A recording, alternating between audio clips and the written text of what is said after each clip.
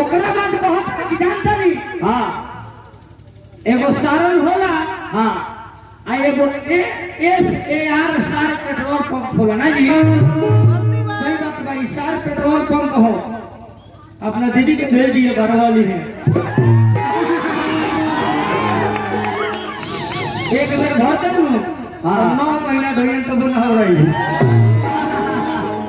भाई मेरे बात 9 महीना के एवरेज के हिसाब से भर रही हाँ अपना माइयों के भेज दिए उनको मैं भर दे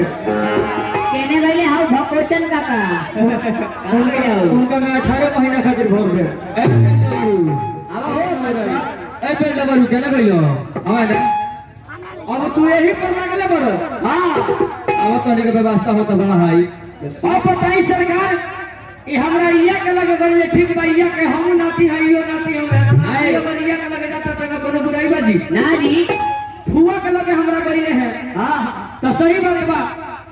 जेठ भाई बड़े हमरा के बेटा कहले तो नानी हमार हम इनकर बेटा भइनी चाचा भइले हमरा बाप के भाई बड़े हमरा फुफा के सार होले तो जइहे ना बेटा करे आ एक बार थोड़ी ना रे हर खिचड़ी के बियान होले रक्षाबंधन के दिन हर साल जाले ऐसे छठ पे गई है अपना ना ओकरा बाद कहत रे दोगला चुतिया हर राउंड में मने कहले बड़का भैया हां कलन बड़ खाली चुतिया दोगला कहले हैं आ देखिए ना बार-बार अंगुरिया हैंग करते रहे का कहला होई ओकरा बाद देखिए का बोल देले बड़े और तने काम करो तारा के ना जूता से मारी ना चप्पल से मारी हां तारा के खाली चाम से मारी कलन जी हां सही बात बा हम इनकर छोट भाई हैं हमारे गार्जियन स्वरूप पड़े हमरा के चाम से मरले गलती करे मैंने मरले कहीं कर बहनों को तो वो चाम से मरी क्योंकि छोट बहन के ऊपर भाई का अधिकार होला अगर गलती करे तो मार सकता हां वही चाम से ऊपर के मरी हां अब हो भाई तोरे के जरूरत नहीं हम आवे आ तू गाड़ी तो कराओ अब हम कहीं कि जगतानी तरैया के बारे में हाय हाय काफी हो आउ तो बेटा जन्म वाली को हाय हाय हां ई के तो माई तोहर रखले बाड़ी 5 गो पति हाय हाय अकावना गुण पर बना तारी पाना के साथी ए कुली बोले ना आवेला पढ़ाया से भैया एक शब्द अल्टर लिखे तब जब सरकार अभिमन्यु गए जब सरकार चक्रव्यूह के लड़ाई में जय दत्त से भेंट जय दत्त कहा क्या तार फूफा है तू में कहा जाता रहो हां हमरा पहले भेटा करनी तार फूफा होई हां ऐसे तरह के समझाए तू चल जा आज हम तोरा पूरा खानदान के बारे में जानकारी लिखे का हो जानकारी तरैया के बारे में तारिया कुंडी हुई जे बियाह से पहले करने के सरकार जन्म देली हां जी अमाई तहार रखले बड़ी 5 गो पति यानी 45 सरकार द्रौपदी का यानी 5 गो पति के मेहरारू होई हां आ कवना गुण पर कोनो दरी अपने के सोच दी एतना कहत रहो अब हम कहत नहीं कि तारा माई के होई नंदोई हो हाय हाय हाय आ तारा बाबूजी के होई गोहरोई तो बाबूजी तोहर लागल हमर सारा आ कहे कि होई हम तहरा फुआ के भात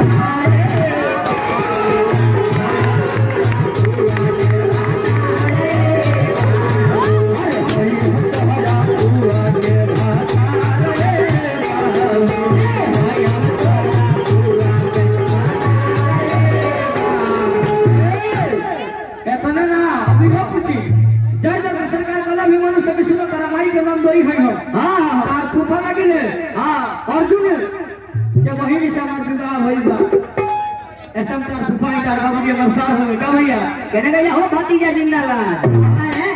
तोरा फुआ के भतार है इहो सही में कृष्ण के दर्दी हां हो गया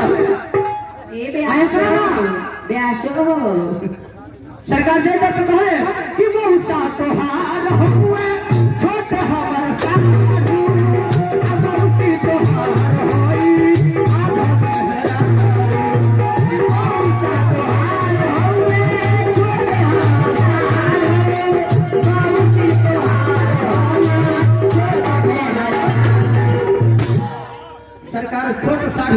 तब सारे नहीं होगा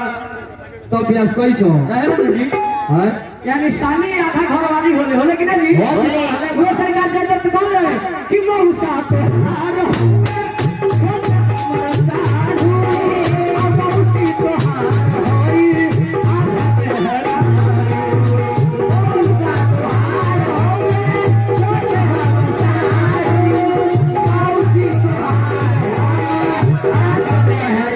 रुका बाबू अब बताओ ना हमने के समय आ तो हर इया लगस हमर सास हो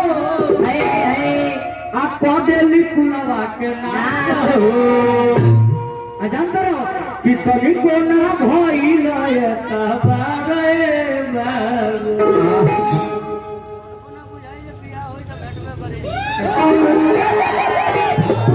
कि तन को ना भइल तबारे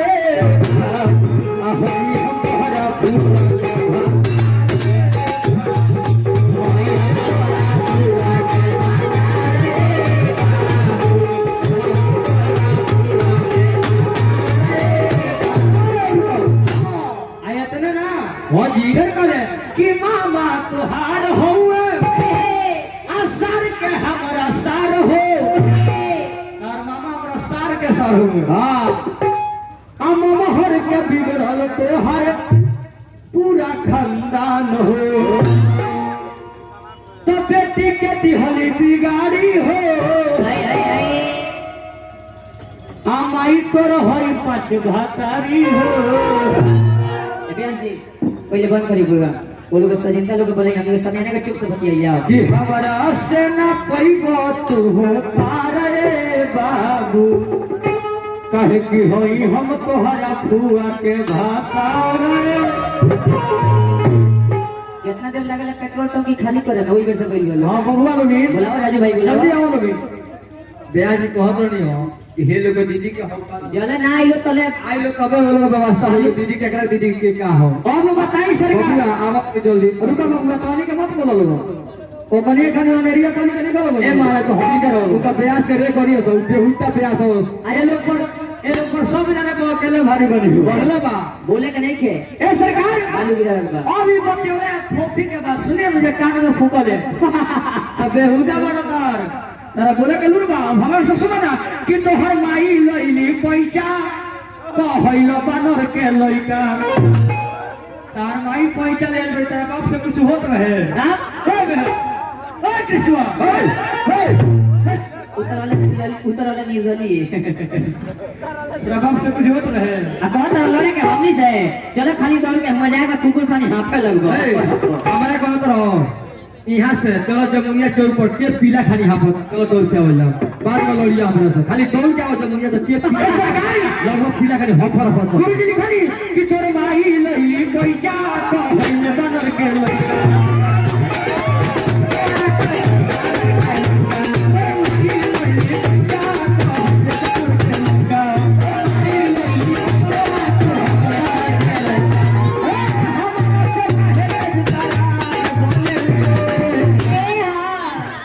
बाबू गए सरकार कहाँ के लाखों जब हनुमान जी सरकार लंका में गई रावण का क्या मानो हमारा सामने के बेटी अवतारी है तो पूरा खानदान के बारे में हम जानता नहीं था कि हमारा से काहे तज तरार बने दे आ होइसना जाई जावला वैसना जायज औलाद कोनो सिन मोहर में के तू रखो कि हैसना जाई जवाला हमारा से काहे हुसी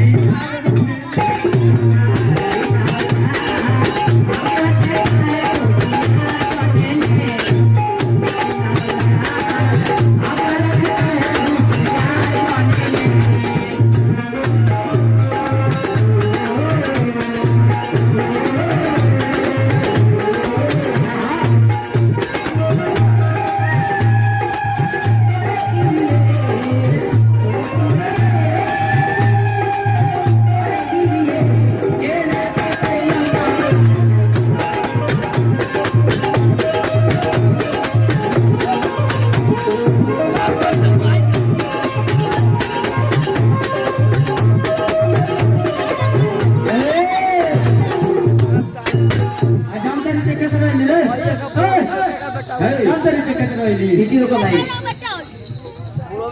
ई मोहनी के रूप धरी आ विष्णु जी गईली आ भस्मा के बोध जाके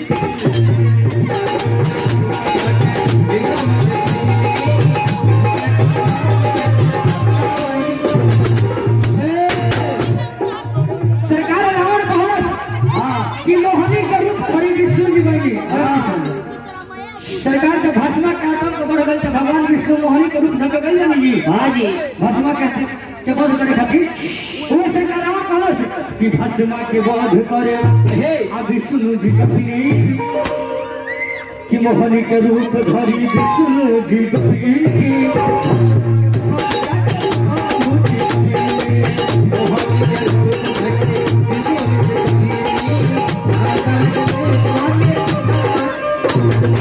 तो देखी के मन घबराइल रुको बाबू चलिए सरकार बबुआ के दादी जी तेज प्रताप जी के दादी जी की तरफ से देखिए 100 रुपया के सुंदर राशि प्रदान भैया है के कल्याण करी कि देखी के मन घबराइल कमरी छटके कमरी फोफी में रखाइल आ तोरा माई के कान में फुकाइल तोरा माई के कान में फुकाइल चला जाई हो के बीर पहलवान बाल अते बानर के आवाला हमारा से कहे होशियार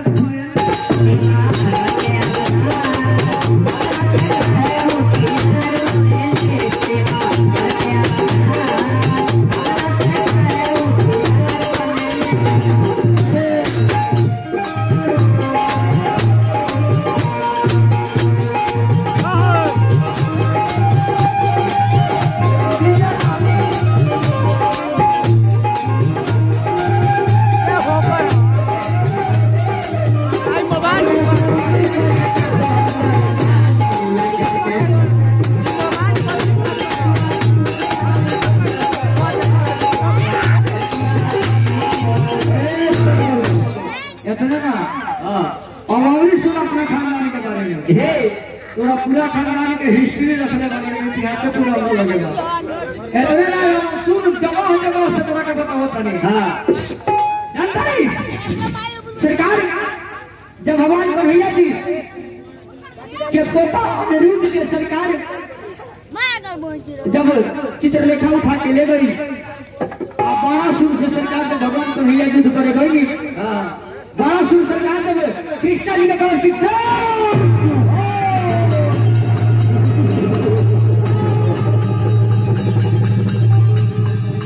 कन्हैया जी कहने की काशी ना तरी कि तोर बेटी ही बड़ा काफी डरल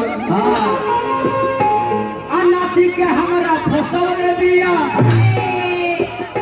आ तोरा कुल में दागी रे बेटा तोर बेटिए ही लगौले बिया तो बतिया हमार मान ले बेटी के अपना बना बतिया हमार मान ले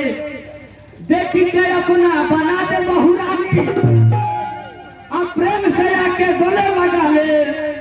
न तो झाड़ दे तोरा देह पर के पानी अब भगवान कन्हैया जी कहने की दोसरा के बेटा के आलइलस भागा के आलू पतिया जाऊ तो घर में कितना तरह के बने हैं दिक्कत होता यानी कि दोसरा के बेटा के लइलस भागा के दोसरा के बेटा के लइलस भागा के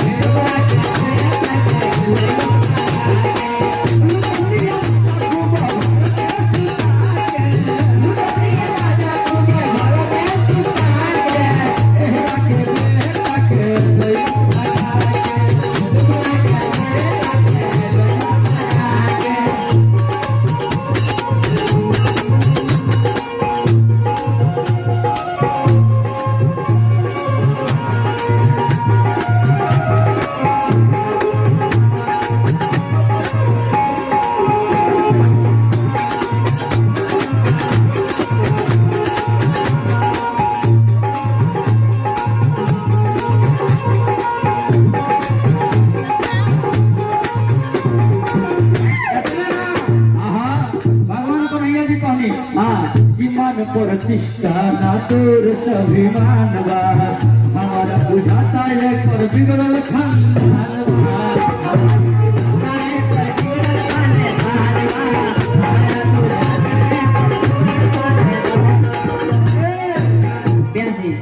और बबुआ कहा था कि तारा घरवा जाकर जितना कहबो उतना गिरा दिए कदम बालू बबू तोरा पता नहीं के बबुआ चौक पर जो रिधी सीधी ट्रेडर्स चलता है गांव के लोगों जानत है हमारे भाई साहब कहते पता कलिए आ तोरा घरे बालू ना ढेर स्टॉक बा कहियो तो 8-8 में के छाड़वा ले जाकर तोरा घरवा गिरा कितना गिरोई बे जय टेलर कबे तय टेलर छोड़ ले जाकर गिरा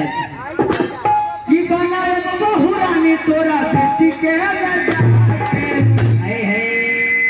दोसरा के बेटा के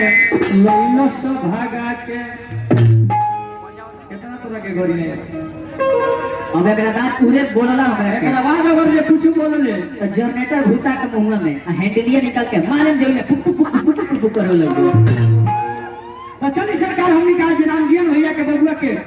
सिखावला का फिर में काम जल्दी के करो अवसर पर आई बनी जा अपना लोग ना उठे न तो दोसर के उठेल दला गाछी पर न उतरे के बेला बबू ने बोला मुझे और गौरव हां गांव तरह की सब जीवतिया का सर वही हो ये दही मत का ऐ शुद्ध घी पियो ना कनी हो दूधवा में केरा बीस के खा ओइ में मलाई पानी डाल ली हो तो बना रही पतली सरकार चलते चलते दूसर भैया के बमका खातिर और ओकरा बाद हमनी के कथा के चल एकरा बाद पर याद ले तो गाड़ी में तो कहीं कि चुनू भी सिर्फ ना हम लग रहे तई का खेती कर रही हो ए सरकार कहे के बा कि जुग जुग जियो जी राम जीवन भैया के लाला आया ही कहती है बहती जुग जुग जियो भैया के लाला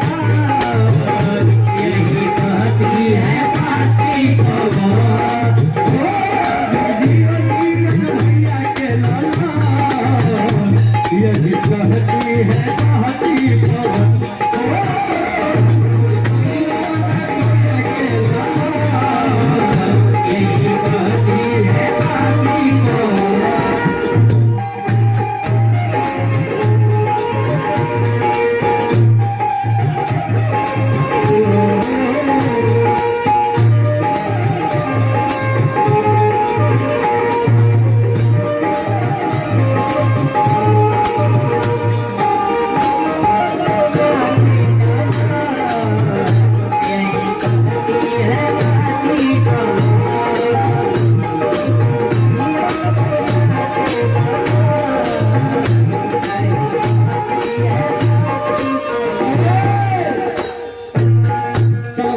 रामजीवन भैया के तरफ से देखो 100 रुपए खजाना आई लेकिन कहे तो बात कि एक दिन सीए का पीएम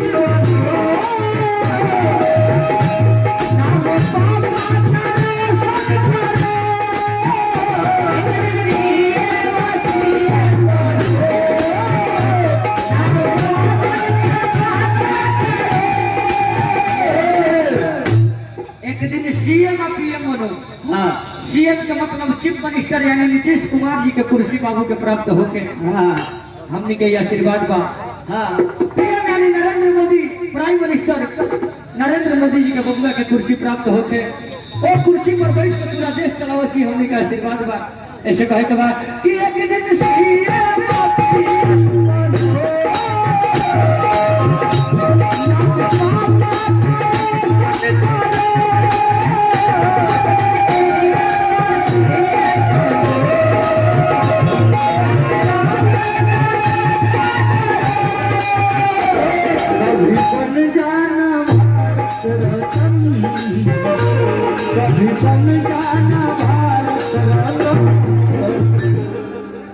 कभी बन जाना भारत रत्न भैया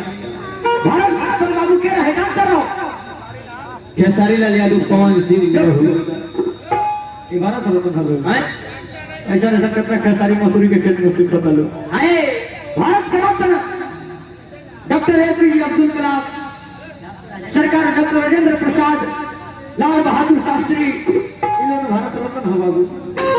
कभी बन जाना भारत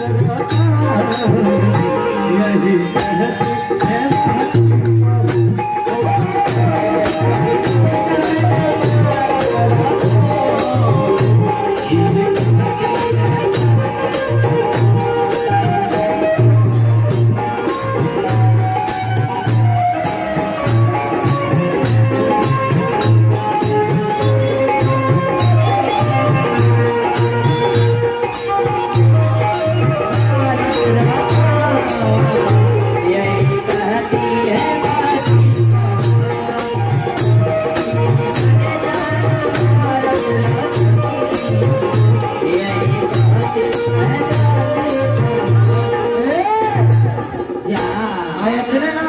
जा सारा लोग बच्चे जाकर भैया के घोड़िया के दी आगे हो कहे के बाद कि सब मिलिया ही देते हैं राशि जियो जियो बाबू लाखों कोई सब मिलिया ही देते हैं राशि जियो जियो बाबू लाखों कोई सब मिलिया ही देते हैं राशि जियो जियो बाबू लाखों कोई सब मिलिया ही देते हैं राशि जियो जियो बाबू चमके सारा चमन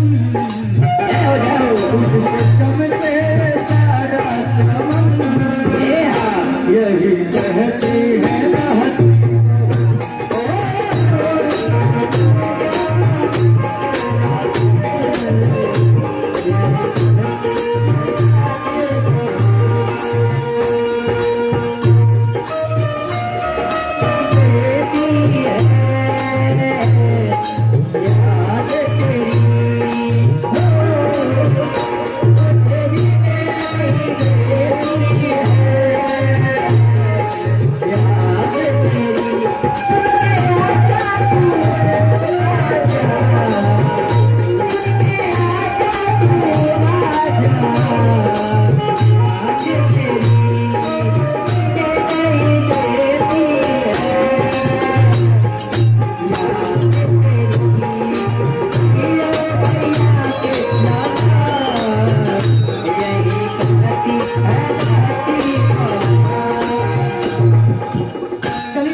और रोहित पासवान जी अगर हमारा आवाज के सुनत नहीं